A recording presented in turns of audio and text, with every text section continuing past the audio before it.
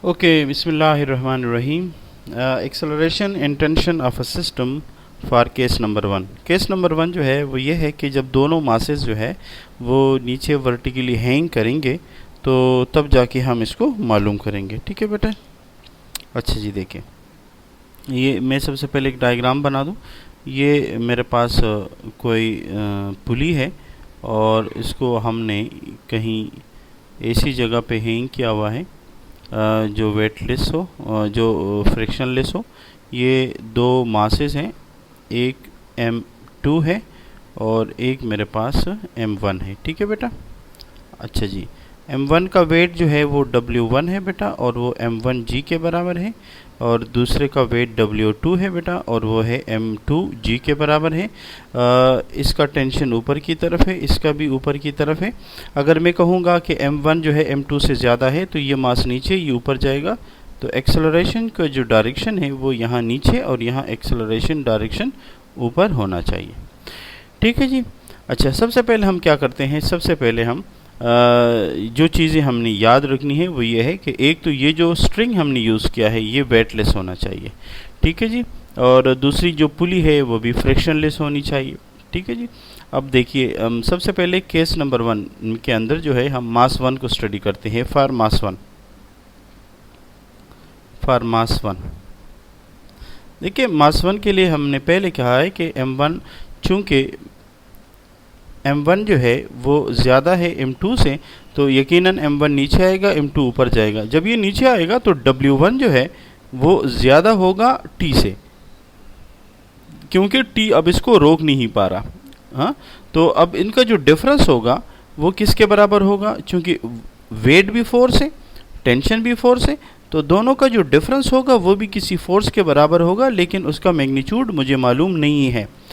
हाँ, उसका मैग्नीट्यूड हमें मालूम नहीं है, लेकिन एक चीज़ मुझे मालूम है कि जब भी कोई फोर्स हो, चाहे वो नोन हो या अननोन हो, जब भी कोई फोर्स अप्लाई होगा तो उनका जो प्रोडक्ट है वो ma के बराबर होगा। हाँ, किसके मुताबिक, यानी ये मैं दरअसल लिखना चाह रहा हूँ न्यूटन सेकंड लॉ। हाँ जी, जब भी एक्सेलरेशन पैदा होगी तो उसके पीछे जो है यकीनन फोर्स मौजूद होगा। तो हम कहते हैं कि दरअसल टेंशन और वेट के दरमियान जो डिफरेंस है वही फोर्स है जो इसमें एक्सेलरेशन प्रोड्यूस करके इसको नीचे की तरफ लेके आ रहे। लिहाजा इसकी जगह मैं लिख सकता हूँ M1A, where M1 is this mass and A is this. तो इनका जो प्रोडक्ट है वही अननोन फोर्स है जो इसको नीचे की तरफ लेके आ रहे हैं। अब हम क्या करेंगे, आप इसको चाहे इक्वेशन नंबर, आप इसको वैसे लिखें, इसको आप इक्वेशन नंबर ए का नाम दे दें। अब हम आते हैं मास 2 की तरफ। फॉर मास 2 देखें, फॉर मास 2 लाइट है, ये हैवी है, तो ये नीचे जाएगा, ये ऊपर जाएगा। अब टेंशन इसको ऊपर लेके जा रहे हैं और टेंशन अब वेट से ज़्यादा है। यकीनन ये भी फोर्स है, ये भी फोर्स है, तो इन दोनों का जो फ़र्क होगा वो भी फोर्स होगा, लेकिन अननोन होगा, क्योंकि इस मैग्नीट्यूड हमें मालूम नहीं है। पर ये यकीन है हमें कि वो फोर्स जो भी होगा वही फोर्स है जो ये एक्सेलरेशन प्रोड्यूस कर रहा है। तो न्यूटन सेकंड लॉ के मुताबिक इस मास और इसका जो प्रोडक्ट है वही वो अननोन फोर्स है। सो M2A और ये बराबर है T माइनस W2।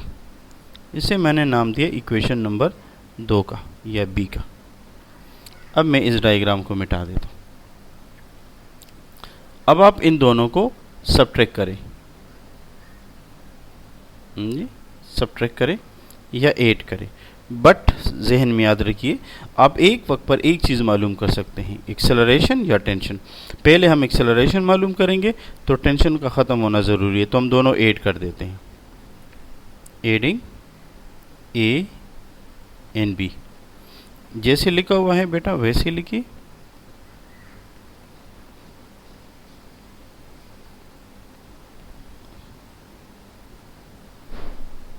जब आप इसको ऐड करेंगे बेटा तो ये दोनों आपस में ख़त्म हो गए, और ये देखिए W1 माइनस W2, ये दोनों एक जैसे हैं, तो एक कॉमन है इसमें, लेकिन एक दफ़ा आप लिख लीजिएगा। यहाँ W1 से मुराद है M1G, W2 से मुराद है M2G बेटा, और यहाँ से हम A कॉमन ले लेते हैं तो M1 प्लस M2। आप पोजीशन आगे पीछे भी कर सकते हैं, कम्यूटेटिव लॉ है, विद रिस्पेक्ट टू एडिशन ओबे करता है एडिशन। इनसे हम G कॉमन ले लेते हैं, M1 माइनस M2 और यहाँ से आप पहले a कॉमन ले चुके हैं। चूंकि a में हम इंटरेस्टेड हैं, लिहाजा ये इसका डिनोमिनेटर बन जाएगा।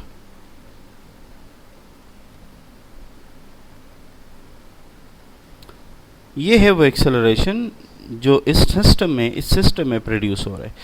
इसमें से एक इक्वेशन जनरलाइज करते हैं। कभी कभार मास की पोजीशन चेंज करने पर ये फार्मूला फिर वैलिड नहीं होगा, तो उसके लिए जनरल फार्मूला ये है कि g इंटू वो मास जो नीचे की तरफ होगा वो पहले लगाएंगे, वो मास जो ऊपर की तरफ होगा, और डिवाइडेड बाय जो नीचे प्लस जो मास ऊपर। ये हमारे पास एक्सेलरेशन का जनरल फार्मूला हो गया। अब हम क्या करते हैं, अब हम टेंशन मालूम करते हैं। अब टेंशन मालूम करने के लिए क्या करेंगे, टेंशन मालूम करने के लिए अब आपके पास तरीक़ेकार यही है कि इनमें से ये a एक्सेलरेशन की वैल्यू जो है ये इसके ऊपर लगा दे, या हम यूँ करते हैं एक दूसरे पर इसको डिवाइड कर लेंगे। लेकिन जनरली जो अच्छा तरीका है वो ये है कि आप इस इक्वेशन को, इसको c का नाम दे दें, इस c को या b में या a में लगा दें। किस में लगा दें, हम b में लगा देते हैं।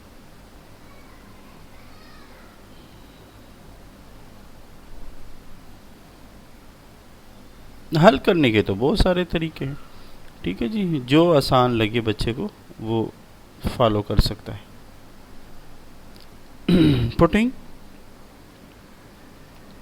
Putting equation C in equation B।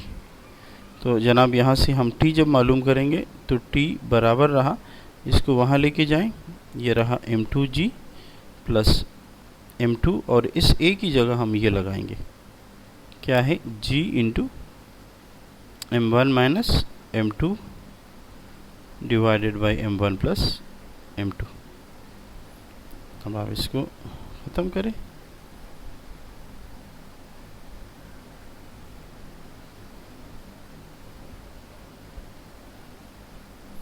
अच्छा जी, देखिए एक दफ़ा इसको तरतीब से लिखें ताकि आपको इस m2g को और m1 माइनस m2, इसका डिनोमिनेटर है m1 प्लस m2।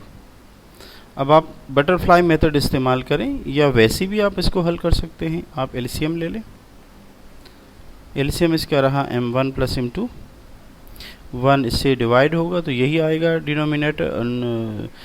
इसको जैसे आम तौर पर तरीका होता है कि इसको ऊपर नीचे, यानी नीचे आप ऐसे फैक्टर से मल्टीप्लाई करें जिससे ये एलसीएम आ जाए, तो वो m1 प्लस m2 है। अब उसी से ऊपर भी मल्टीप्लाई करें, जो बच्चा जैसे भी एलसीएम हल कर सकता है, ठीक है। जनरली बटरफ्लाई मेथड क्रॉस, इसको इससे मल्टीप्लाई करे, इसको इससे मल्टीप्लाई करे, इसको इससे मल्टीप्लाई करे, ये बटरफ्लाई मेथड कहलाता है। अच्छा जी, इसके बाद देखिए, इसको इससे मल्टीप्लाई करेंगे तो आएगा m1 m2g, फिर m2 m2 से करेंगे तो आएगा m2 स्क्वायर g, फिर इसको इससे करेंगे तो आएगा m1 m2g, इसको इससे करेंगे तो आएगा m2 स्क्वायर g, और नीचे आएगा m1 प्लस m2। ठीक है, मैंने इसको इसके साथ, फिर इसको इसके साथ, फिर इसको इसके साथ और इसको इसके साथ मल्टीप्लाई किया। यकीनन ये दोनों अपोजिट हैं तो ये दोनों ख़त्म हो गए, और जो बचा वो बचा आपके पास। देखो ये दोनों एक जैसे हैं तो दोनों ऐड हो जाएंगे, 2m1 m2g divided by m1 plus m2। लिहाजा आपके पास जो टेंशन है उसका फार्मूला बनाइए। ठीक हो गया बेटा। इसी तरह आपको अगर इस पर कोई न्यूमेरिकल आता है इस सिस्टम पर, जब दोनों बॉडी हैंग करें नीचे, तो आपने एक्सेलरेशन और टेंशन के लिए ये फार्मूले इस्तेमाल करने। कोई प्रॉब्लम तो नहीं, आप बताओ, सही है, ओके।